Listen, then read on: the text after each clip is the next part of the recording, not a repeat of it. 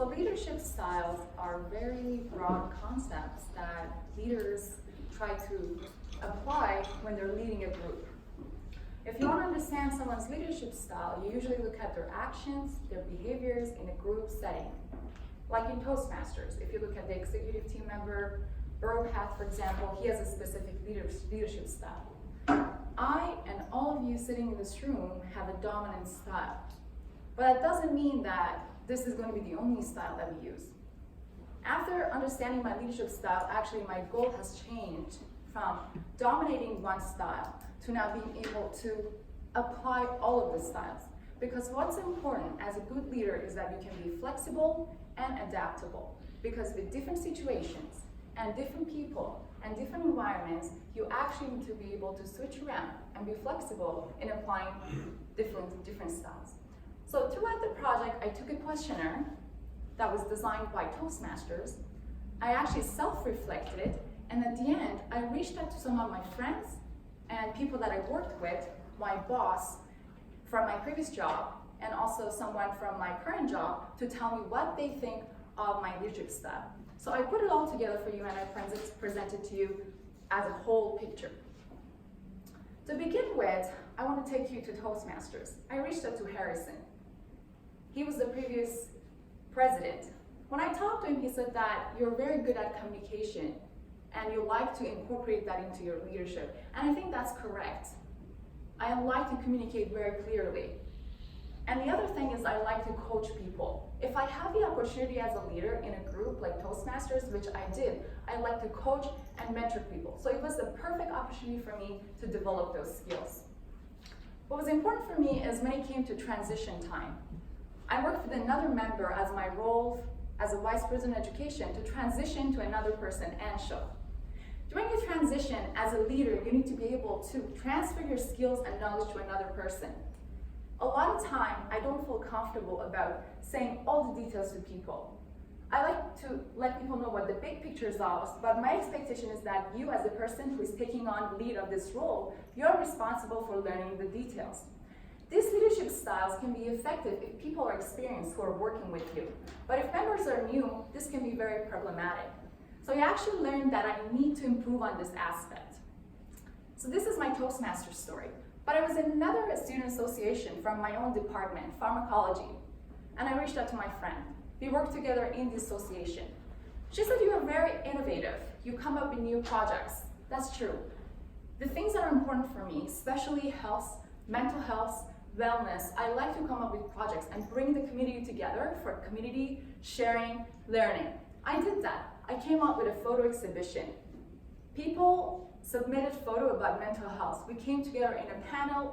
I invited somebody and we had conversation around it. But I always was so passionate about things about health, mental health. I really didn't try to embrace my creative side. Going outside of this field, what could I do more? And so she said, to challenge yourself, maybe you can try new approaches to reach out to your community. Moving on from this association, I reached out to my colleague from my previous job, my internship. He also said, you're very innovative. I used to run a lot of reports on Excel, and there were literally 10 steps similar that I had to do them for 2 hours. I learned there's something called macros. I didn't have any idea what they are. And I was like, they've been doing this for so many years and they think this is the only way. And I was like an intern, so I was like, you know what? Even though I don't know anything about macros, I'm gonna go out there and learn. And I did it. And initially it didn't work, but I didn't give up, I tried. So I like to be innovative. He said, there's something that I wanna tell you can improve on. I had a project with a manager that I didn't really like. I didn't like her style of leadership. She was micromanaging me. And whenever I work with people that micromanage me, this is an impediment to my sense of liberty, and I hate it. So after working with her, I never took on a project with her. I don't think that I acted as a good leader in that case. I should have went to her office, sit down, faced her, and tell her that that's how I felt when I worked with you. Because you need to be what? Audacious as a leader. Lastly, lastly, I like to talk about my current job. I'm a fitness coach. I do it part-time. I reached out to my boss, Joe. Joe said, Setayesh, I think you are probably a blend of styles, but I think your dominant style is coaching. He said, because you're a fitness coach. He said, you come up with new projects, you are very innovative, and that's true. Just 2 weeks ago, I ran a charity boot camp because I wanted to raise some fund for Cancer Society. And I did it. But at the other side, he said, you need to be more direct. And I know that.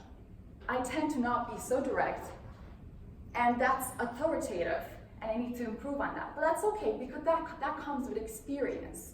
So if you look at the whole picture, from my student groups and from my work experience, I have the dominant style of coaching and innovative, but I lack authoritative. That's no problem, because I know my strengths and I know my weaknesses. And now my challenge is to improve on that. So my goal for the future, and I want to encourage you to take on leadership roles, because like any other skill, you need to practice your leadership. And there are different styles. How can you learn different styles if you don't take on roles? So if you're a Toastmasters, you can be involved, take on a role. In any other student group, take on a role. That's your chance. And another encouragement for all of us, this was a great experience to discover something about myself. We can self-respect and learn about ourselves, but at the same time, reaching out to other people who you work with, they know you, you can trust them, is a great way for you to understand your leadership. Thank you so much, guys.